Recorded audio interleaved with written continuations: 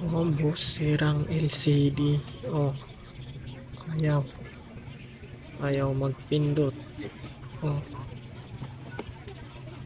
tapos, anong ginagawa niya? Dinidikit pa rin. Ay, naglalagay ng LCD kahit sira. Tapos didikit pa rin niya. Magagalit ang customer dyan kapag ganyan. Didikit mo, ayaw nga magpindot.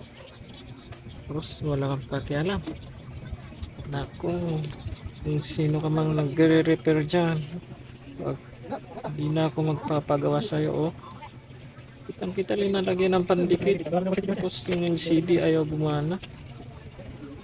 Yun, oh. Test mga idol ulit yung LCD para makita ko.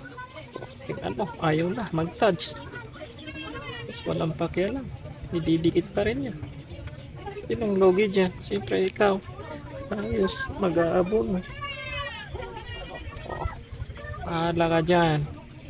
Dikit ka ng dikit. Abono ka sa huli. Dikit niya, oh. Uy, anong nangyari? Parang gumanda yung pindot niya.